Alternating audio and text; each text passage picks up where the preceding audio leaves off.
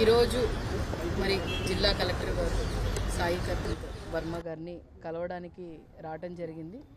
Reason ఏంటంటే మరి గత నెల నుంచి కూడా మోతీలాల్ నగర్ 0 లైన్లో నెహ్రూ నగర్ ప్రాంతంలో 56వ వార్డ్ డివిజన్లో ఏ విధంగా రైల్వే డిపార్ట్మెంట్కి సంబంధించిన ఎంక్రోచ్మెంట్స్లో 50 సంవత్సరాల నుంచి నివసిస్తున్న దాదాపుగా 200 కుటుంబాలు రోడ్డు మీద పడే పరిస్థితికి వచ్చింది.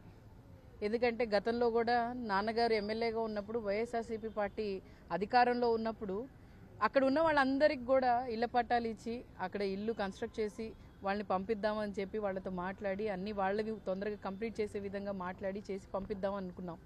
కానీ ప్రభుత్వం మారింది.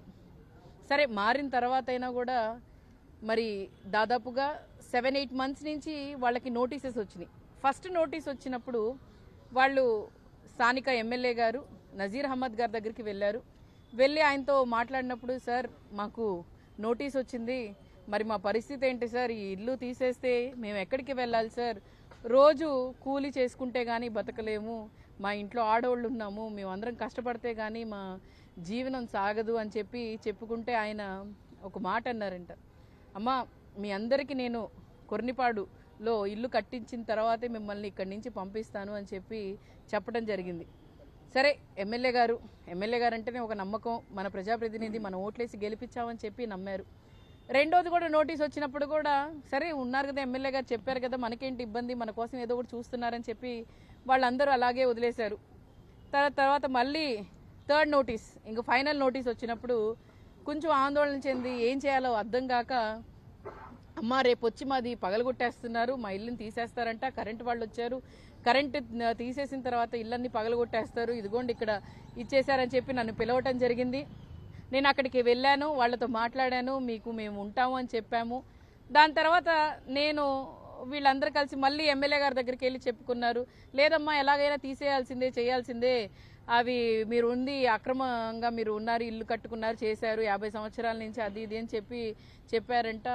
మళ్ళీ వాళ్ళు ఆందోళన చెల్లి మళ్ళీ నన్ను పిలిపించారు. నేను మళ్ళీ వెళ్తే నేనే స్వయాన ఎమ్మెల్యే గారికి ఫోన్ చేసి, సార్ ఏంటి వీళ్ళ పరిస్థితి అని అంటే, నా దగ్గరికి రాలేదు ఎవరు, నేను ఎవరితో మాట్లాడలేదు, వాళ్ళు నా దగ్గర రాలేదు, నన్ను సంప్రదించలేదని చెప్పి ఎమ్మెల్యే గారు చెప్పడం జరిగింది.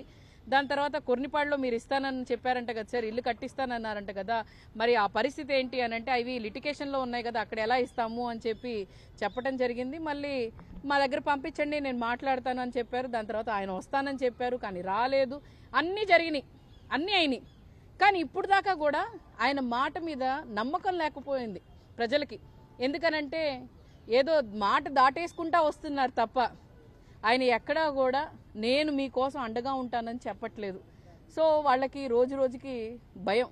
ఇంకొక మాట విన్నాను, నాకు తెలీదు క్లారిటీగా, బట్ నేను విన్నది ఏంటో తెలుసా, ఎమ్మెల్యే గారి దగ్గరికి వెళ్ళి, సార్ ఇదే పరిస్థితి ఉంటే మేము రైల్వే కట్టల మీద ఉంటే ట్రైన్ మా మీద పోయే పరిస్థితి వచ్చింది, మేము చచ్చిపోయే పరిస్థితి వస్తే ఆ మాట మీద నిలబడండి అని చెప్పారంట. చనిపోండి వింటున్నారుగా.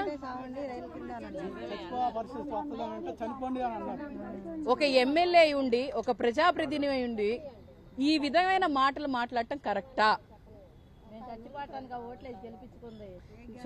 ఈ విధమైన మాట్లాడటం కరెక్టా అని చెప్పి నేను మీడియా ప్రకారంగా ప్రజల్ని అడుగుతున్నాను. ప్రజలతోనే కదా గెలిచింది, ఈ మాట మాట్లాడటం కరెక్టేనా ఎమ్మెల్యే గారండి? సో ఈరోజు సరే ఎమ్మెల్యే గారి దగ్గర అయితే, ఒక ప్రజాప్రతినిధి దగ్గరికి అయితే మాకు నమ్మకం లేదు అని చెప్పి వాళ్ళందరూ ఇంకా ఆయన దగ్గరికి వెళ్ళడం మానేసిన తర్వాత మొన్న జేసీ గారి దగ్గరికి వెళ్ళి జేసీ గారికి మా విన్నపం చెప్పుకోవడం జరిగింది.